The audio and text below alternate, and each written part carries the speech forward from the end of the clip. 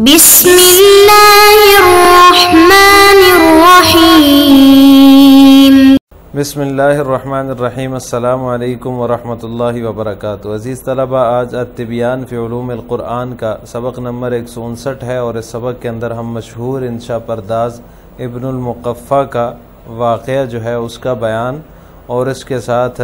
قرآن و حدیث کے درمیان موازنے کی صورت میں کس میں زیادہ فصاحت پائی جا رہی ہے اس کی تفصیل پڑھیں گے۔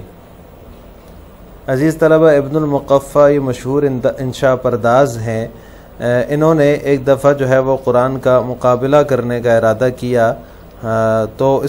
انہوں نے جو ہے ایک بچے کو یہ آیت تلاوت کرتے ہوئے سن لیا، وَقِيلَ يَا أَرْضُ ابْلَعِي مَاءَكِ وَيَا سَمَاءُ أَقْلِعِي وَغِيضَ الْمَاءُ وَقُضِيَ الْأَمْرُ وَاسْتَوَتْ عَلَى الْجُودِيِّ وَقِيلَ بُعْدًا لِلْقَوْمِ الظَّالِمِينَ۔ اور حکم ہو گیا کہ اے زمین اپنا پانی نگل جا، اور اے آسمان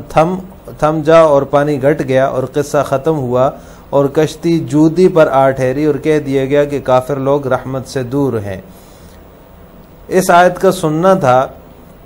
تو اس نے اپنا قلم توڑ ڈالا، اور جن صفحات میں وہ معارضے کے متعلق لکھنا شروع کر رہا تھا وہ صفحات ہی اس نے پھاڑ ڈالے، اور کہا کہ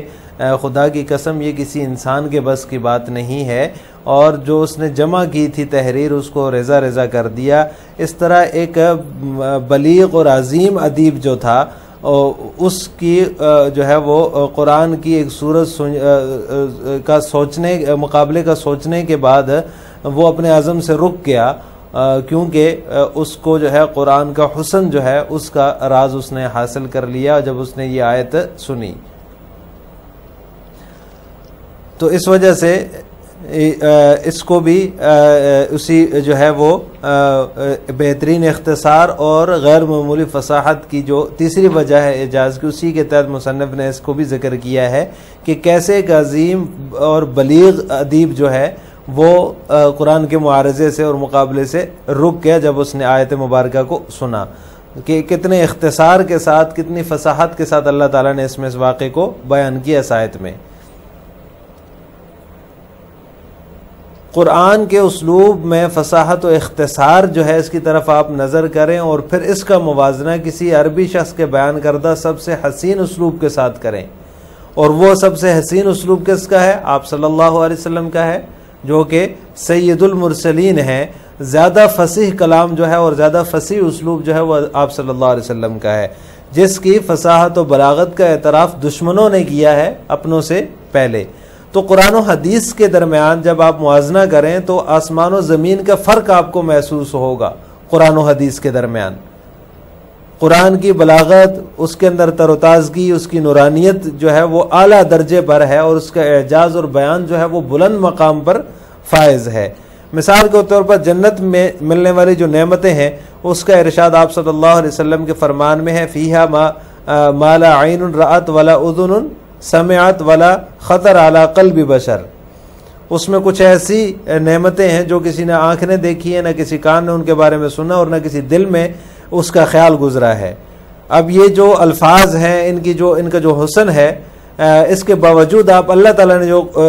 جنت کی نعمتوں کا ذکر کیا اس کو ذرا دیکھیں، وَفِيهَا مَا تَشْتَهِيهِ الْأَنفُسُ وَتَلَذُّ الْأَعْيُنُ، اور وہ چیزیں وہاں ملیں گی جن کو جی چاہے گا اور جن سے آنکھوں کو لذت حاصل ہوگی۔ فَلَا تَعْلَمُ نَفْسٌ مَا أُخْفِيَ لَهُم مِّن قُرَّةِ أَعْيُنٍ، کسی شخص کو خبر نہیں جو آنکھوں کی ٹھنڈک کا سامان ایسے لوگوں کے لیے خزانہ غیب میں موجود ہے۔ اب یہ جو ارشاد ہے اللہ تبارک و تعالیٰ کا، یہ وزن میں بالکل برابر ہے، ترکیب میں یہ بالکل حسن ہے، اس کے اندر حسن پایا جا رہا ہے، لفظ میں جو ہے وہ اس کے الفاظ بڑے شیرین ہیں، عبارت اس کی بڑی فصیح تر ہے، اور حروف بھی بہت ہی کم ہیں، کم حروف کا استعمال کیا اللہ تبارک و تعالیٰ نے۔ اور جو آپ صلی اللہ علیہ وسلم کے فرامین ہیں اور ان کے اندر جو ہے وہ الفاظ تھوڑے سے زیادہ ہیں، اگرچہ وہ فصیح ترین کلام ہے،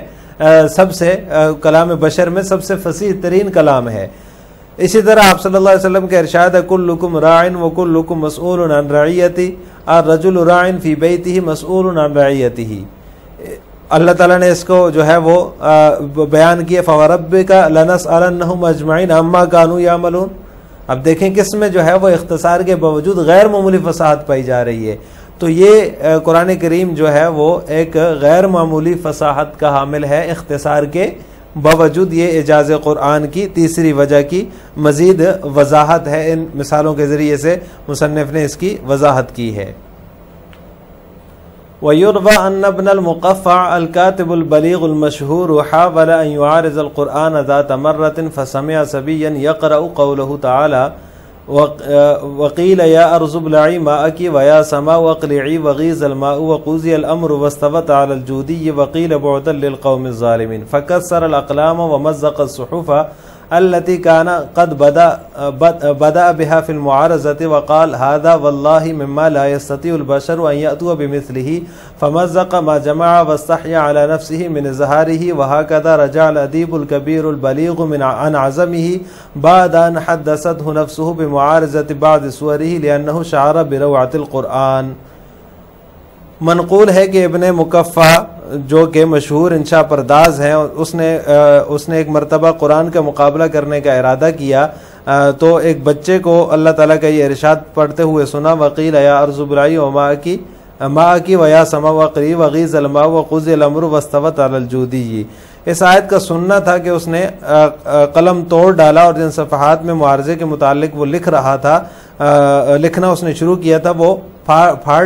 ڈالے اور کہا کہ خدا کی قسم انسان کے بس کی بات نہیں ہے کہ وہ اس کی مثل لائے، اور جمع کردہ تحریر کو اس نے ریزہ ریزہ کر دیا اور اپنے ہی اور اس کا اظہار کرتے ہوئے اپنے آپ سے شرم محسوس کرنے لگا۔ اس طرح ایک بلیغ اور عظیم ادیب جو ہے وہ اپنے قرآن کی ایک صورت کے مقابلے کا سوچنے کے بعد اپنے عزم سے جو ہے وہ اپنے عزم سے رک گیا، کیونکہ اس نے قرآن کے حسن کے راز کو پا لیا تھا۔ ثم انظر الى الجزالة والإيجاز في أسلوب القرآن وقارنها بأروع أسلوب نطق به عربي وهو أسلوب أفصح من نطق بالذات سيد المرسلين محمد بن عبد الله الذي شهد ببلاغته وفصاحته أعداؤه قبل أنصاره قارن بين القرآن والسنة النبوية تجد الفرق شاسعا والبون بعيدا كفرق ما بين السماء والأرض فبلاغة القرآن ونظارته وإشراقته في أعلى طبقات الإحسان وأرفع درجات الإعجاز والبيان۔ تأمل قوله صلى الله عليه وسلم في صفة الجنة وما فيها من نعيم وخلود فيها ما لا عين رأت ولا أذن سمعت ولا خطر على قلب بشر الحديث، وقارن بين هذه الألفاظ على روعتها وبين قوله تعالى في وصف نعيم أهل الجنة وفيما تشتهيه الأنفس وتلذ الأعين، وقوله تعالى فلا تعلم نفس ما أخفي لهم من قرة أعين، فهذا أعدل وزنا وأحسن تركيبا وأعذب لفظا وأجزل عبارة وأقل حروفا۔ مصنف فرماتے ہیں ثم انظر الى الجزالة والإيجاز، پھر آپ قرآن کے اسلوب میں فصاحت و اختصار کی طرف نظر کریں اور اس کا موازنہ کسی عربی شخص کے بیان کردہ سب سے حسین اسلوب کے ساتھ کریں، اور وہ اس کے بولی کے بولنے والوں میں سے سب سے زیادہ فصیح سید المرسلین محمد بن عبداللہ صلی اللہ علیہ وسلم کا اسلوب ہے، جس کی فصاحت و بلاغت کا اعتراف اس کے ہم نواؤں سے پہلے اس کے دشمنوں نے کیا ہے۔ قارن بین القرآن و سنت النبویہ، آپ قرآن و حدیث کے درمیان موازنہ کریں تو آپ آسمان و زمین کے مابین فرق کی طرح زبردست فرق اور بونے بعید پائیں گے۔ قرآن کی جو بلاغت ہے، تر و تازگی ہے، اور اس کی جو تر و تازگی اور نورانیت حسن کا جو اعلیٰ درجہ ہے، اور اس طرح ایجاز اور بیان کے بلند مقام پر وہ فائز ہے۔ آپ جنت کی صفات، جنت اور اس میں پائی جانے والی جو نعمتیں ہیں اور ان کی ہمیشگی کے وصف کے ساتھ متعلق آپ صلی اللہ علیہ وسلم کے اس ارشاد میں غور کریں، فیہا ما لا عین رأت، اس میں وہ کچھ ہے جو نہ کسی آنکھ نے دیکھا اور نہ کسی کان نے سنا اور نہ کسی کے دل میں اس کا خیال گزرا۔ آپ ان الفاظ کے جو حسن اور رہنائی کے باوجود ان کے اور اہل جنت کی نعمتوں کے بیان میں اللہ تعالیٰ کا جو ارشاد ہے ان فرامین کے درمیان تقابل کریں یا موازنہ کریں۔ وفیہا ما تشتہی الانفس، اور وہاں وہ چیزیں ملیں گی جن کو جی چاہے گا اور جن سے آنکھوں کو لذت حاصل ہوگی۔ اور اسی طرح فرمان الہی ہے فلا تعلم نفس ما اخفی لهم من قرۃ اعین، سو کسی شخص کو خبر نہیں جو آنکھوں کی ٹھنڈک کا سامان ایسے لوگوں کے لیے خزانہ غیب میں موجود ہے۔ یہ ارشاد یہ وزن میں زیادہ ٹھیک ہے اور ترکیب میں جو ہے وہ حسین ترین ہے، لفظ میں زیادہ شعری ہے اور عبارت میں فصیح تر اور حروف میں انتہائی کم ہے۔ آپ موازنہ کریں، ووازن بین قولہ صلی اللہ علیہ وسلم کلکم راع وکلکم مسئول عن رعیتہ الرجل راع فی بیتہ ومسئول عن رعیتہ الحدیث وبین قولہ تعالی فوربک لنسألنہم اجمعین اما كانوا يعملون وقولہ تعالی وقولہ فلنسألن الذین ارسل الیہم ولنسألن المرسلین۔ آپ جو ہے وہ ان فرامین کے درمیان بھی موازنہ کر لیں کہ آپ صلی اللہ علیہ وسلم کا ارشاد ہے کہ ہر شخص ایک نگہبان ہے اور ہر ایک سے اس کی رعیت کے بارے میں پوچھا جائے گا۔ آدمی اپنے گھر کا نگہبان ہے اور اس سے اس کی رعیت کے بارے میں پوچھا جائے گا۔ اور اللہ تعالیٰ کا ارشاد ہے فوربک لنسألنہم اجمعین، سو آپ کے پروردگار کی قسم ہم ان سب سے ان کے اعمال کے ضرور باز پرس کریں گے۔ اور اللہ تعالیٰ کا ارشاد ہے فلنسألن الذین ارسل الیہم، پھر ہم ان لوگوں سے ضرور پوچھیں گے جن کے پاس پیغمبر بھیجے گئے تھے اور ہم پیغمبروں سے ضرور پوچھیں گے۔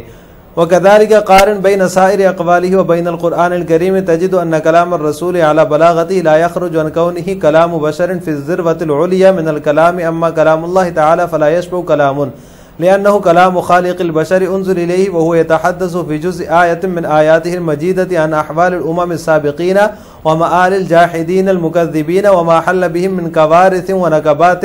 نتيجة لطغيانهم وتمردهم ثم كيف انتقم الله منهم جميعا بعد أن جاوزوا الحد في الطغيان فلم ينج منهم إنسان يقول جل ثناؤه فمنهم من أرسلنا عليه حاصبا ومنهم من أخذته صيحة ومنهم من خسفنا به الأرض ومنهم من أغرقنا وما كان الله ليظلمهم ولكن كانوا أنفسهم يظلمون۔ اسی طرح آپ صلی اللہ علیہ وسلم کے تمام اقوال اور قرآن کریم کے درمیان تقابل کرتے جائیں تو آپ دیکھیں گے کہ رسول کا کلام اپنی بلاغت کے باوجود انسانیت کے بلند حیثیت کلام کے دائرے سے نہیں نکلتا، لیکن کلام اللہ کے مشابہ کوئی کلام نہیں ہو سکتا کیونکہ وہ انسان کے خالق کا کلام ہے۔ آپ اس کلام کی طرف نظر کریں، انظر الیہ، آپ اس کلام کی طرف نظر کریں کہ وہ اپنی مقدس آیات میں سے ایک آیت کے حصے میں گزشتہ اقوام کے احوال، منکرین اور مکذبین کے انجام اور ان کی ظلم و سرکشی کے نتیجے میں نازل ہونے والے جو حادثات و مصائب، پھر سرکشی میں جو ہے وہ حد سے تجاوز کرنے کے بعد ان سے جو اللہ تعالیٰ نے انتقام لیا، انتقام الہی کی جو کیفیت ہے، اور ان میں سے کسی ایک کے بھی باقی نہ رہنے کو بیان کر رہا ہے۔ اللہ تعالیٰ کا ارشاد ہے فَمِنْهُمْ مَنْ أَرْسَلْنَا، سو ان میں سے بعضوں پر تو ہم نے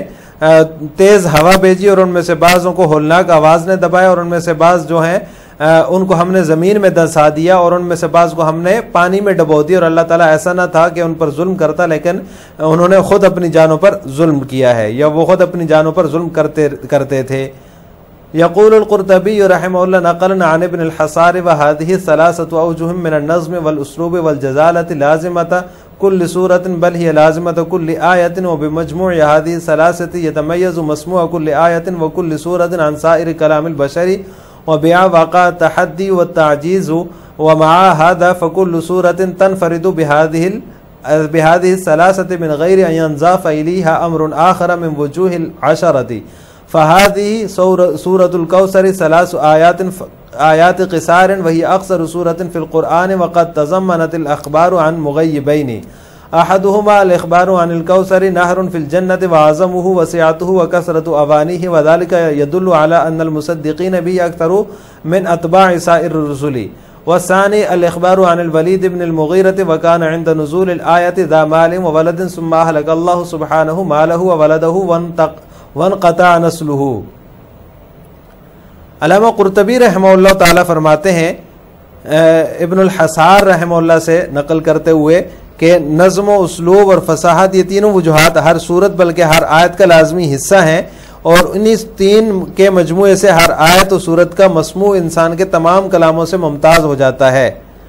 اور اسی سے تحدی اور تعجیز واقع ہوتی ہے، اور اسی کے ساتھ ساتھ ہر صورت 10 وجوہات میں سے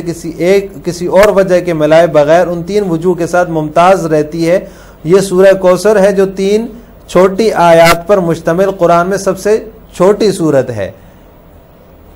لیکن یہ 2 غیب کی خبروں پر مشتمل ہے، ان میں سے پہلی یہ ہے کہ پہلی خبر جنتی نہر جو ہے کوثر، اس کی کشادگی، اس کی وسعت اور اس کے برتنوں کی کثرت کے بارے میں دی گئی ہے۔ وذالک یدل، اور یہ دلالت کرتی ہے اس بات پر کہ آپ صلی اللہ علیہ وسلم کے ماننے والوں کی تعداد تمام انبیاء کے پیروکاروں سے زیادہ ہوگی۔ والثانی، اور دوسری خبر ولید بن مغیرہ کی حالت کے بارے میں